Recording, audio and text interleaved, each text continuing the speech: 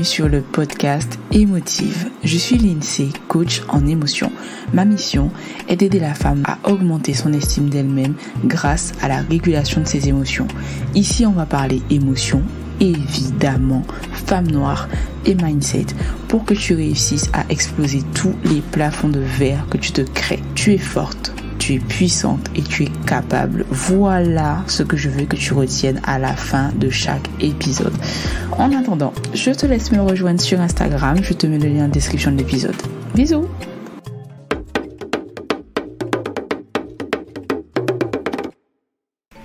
Hello, hello. Dans l'épisode du jour, on va parler du fait d'apprendre à dire non.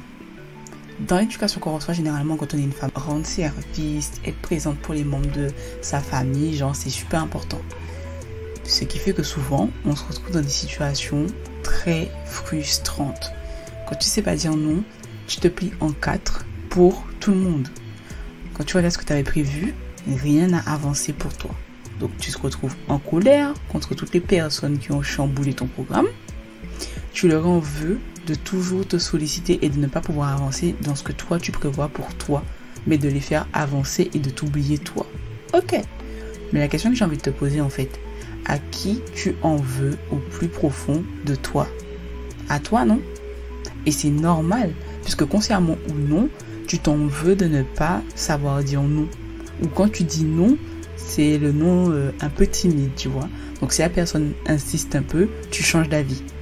Ou si tu réussis à ne pas céder, tu t'en veux et tu culpabilises tellement qu'au final, ce que tu avais prévu de faire pour toi, tu ne le fais pas.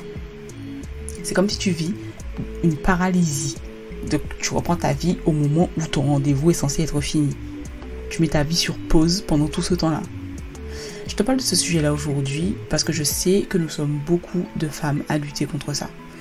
Ce qui crée tout un tas de sentiments honteux, des pensées limitantes, comme le fait que si tu ne dis jamais non et que tu fais passer les autres avant toi, tu serais une bonne personne, bien élevée, à qui il arriverait que de bonnes choses dans la vie. Ce qui sous-entend qu'une personne qui se priorise et apprend à dire non sans culpabiliser est une personne limite maudite et qui est égoïste. La légende veut qu'elle se retrouverait seule parce qu'elle ne rend pas service aux gens en fait. Je voudrais te partager quelques raisons pour lesquelles tu n'arrives pas à dire non. Ça peut être dû à ton éducation, donc du coup tu as honte, tu culpabilises, tu te sens indigne, tu as peur du jugement, peur de perdre leur amour aussi, leur respect ou qu'on te traite d'égoïste, ça peut être ça aussi. La peur de faire de la peine à l'autre personne si tu lui dis non, que tu ne peux pas. Peur d'être rejeté si tu oses dire mais je suis occupée. Peur de perdre la relation aussi. Et il y a des personnes qui disent non, qui ne disent pas non, juste pour éviter les conflits. Sauf que ça a des effets sur toi de ne pas savoir dire non. Tu te retrouves avec un fort sentiment de frustration, l'impression de te sentir piétiné par les autres, d'être emprisonné dans ta propre vie, ce qui agrandit ton manque d'estime de toi-même puisque tu finis par penser que les autres ont plus d'importance que toi et que tu dois toujours passer en dernier. Si tu as pour habitude de te réfugier dans la nourriture ou d'avoir un comportement destructeur envers toi, tu risques de le faire aussi à ce moment-là à cause de la frustration. Tu peux aussi avoir des douleurs physiques. Ton corps qui te fait ressentir la contradiction interne, tu sais quand tu dis oui, mais que tu penses non. Tu peux aussi tomber malade, développer d'autres maladies. Il peut arriver énormément de choses juste parce que tu n'es pas en accord avec toi-même.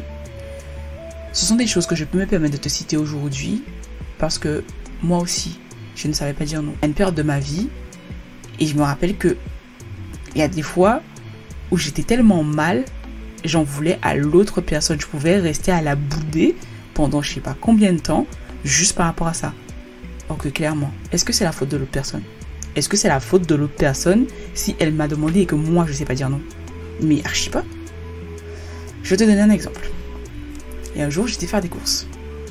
J'ai fait ma liste et tout. Donc, tu sais déjà, j'ai mon petit post-it. Ok, sinon on va se perdre dans les rayons. On va acheter toutes sortes de choses sauf que on a besoin. Et à cette période-là, des fois à la période de Noël, par exemple, tu as des gens qui sont au supermarché. Ils veulent te faire goûter des petits trucs, genre saucisson, fromage, tout ça. Ok. J'ai mangé avant de partir de chez moi. Mais je vois les gens qui sont debout là, me proposer ça si gentiment. Donc, tu résistes pas longtemps. Ok. Il y a une femme, elle me propose du saucisson. J'ai dit non merci. J'ai dit à manger et elle me répond non mais c'est rien et puis c'est gratuit. Ben j'ai fait quoi à ton avis? Eh ben j'ai goûté son saucisson, forcément.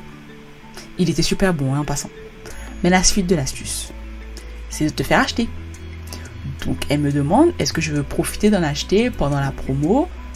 Et là j'ai pas su dire non. Encore une fois. J'en ai pas pris un seul en plus. Il y avait une offre genre 2 + 1 gratuit. Arrivé en caisse, ça me fait plus que ce que j'avais prévu. Et je m'en veux. Et j'en veux aussi à la dame aussi, soit dit en passant. Comme si genre c'est sa faute. Le vrai problème ici, on va en parler. Ce sont mes anciennes croyances. De me dire que je vais être gentil avec la dame, comme elle l'est aussi envers moi. Donc je vais lui dire oui pour être gentil avec elle. Comme si je dis non, ben je suis méchante en fait. Autre ancienne croyance, c'est que dire non, mais c'est pas de manière ferme. Ton non, il n'est pas convaincant parce que toi-même, tu n'es pas convaincu. Donc, il suffit que la personne insiste un peu pour me faire changer d'avis. Ensuite, autre croyance, en vouloir à la dame, or qu'elle a fait son job et que techniquement, elle m'a pas mis de fusil sur la tempe. On est d'accord ou pas? Ensuite, m'en vouloir parce qu'à moi aussi, puisque je n'ai pas su être ferme. Et au niveau du budget, c'est comment? Ben c'est moi en fait qui paye à la caisse après. Donc on est d'accord que c'est pas une vie. Ce que tu pourrais faire, si toi aussi tu te retrouves dans une situation comme ça et que tu ne sais pas dire non, c'est commencer par augmenter ton estime de toi. Mais pour ça, tu as besoin de te connaître. Savoir ce que tu aimes, savoir ce que tu n'aimes pas, quelles sont tes limites, comment les respecter et faire en sorte que les autres aussi les respectent.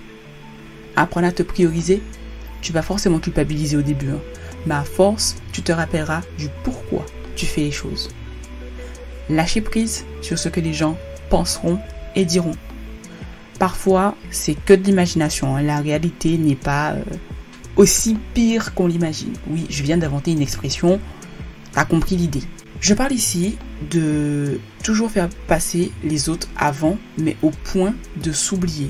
Mais par contre, c'est pas, je parle pas du fait de faire du bien aux autres et de les faire passer avant soi de temps en temps. Hein. Attention, je parle pas du fait de se dire non mais il n'y a que moi qui existe dans la vie. Autre chose qu'il est important que tu puisses apprendre à faire, c'est accepter que ce que tu as à faire, aussi minime soit-il, que c'est important. Même si c'est seulement faire tes ongles, est-ce que c'est important pour toi? Si c'est important pour toi, alors c'est que ça l'est. Point. Ça rentre dans ce qui contribue à ton bien-être et à ton équilibre. Et aussi à ta confiance en toi. Alors, cherche pas midi à 15h. C'est important. N'aie pas peur d'expliquer les choses sans te justifier. Ça veut dire que tu peux dire que tu as déjà quelque chose de prévu sans forcément rentrer dans les détails et dire oui mais tu sais j'ai ci à faire, j'ai ça, je peux pas, machin. Non. Entraîne-toi à dire non aussi sur des petites choses. Ça veut dire des choses qui te mettront pas trop de pression, beaucoup moins mal à l'aise que une grosse situation. Et puis au fur et à mesure, tu vas augmenter le niveau. Au moment où tu te sentiras prête, tranquille. Tu as déjà vécu je sais pas combien d'années sans savoir dire non. J'ai envie de dire que si tu commences à faire un changement et que tu le fais lentement, tu vas pas mourir, c'est pas la course. Et tu culpabiliseras moins quand tu te rendras compte que tu ne peux pas te démultiplier. Ensuite, il y a aussi une autre solution. Pourquoi ne pas trouver un compromis?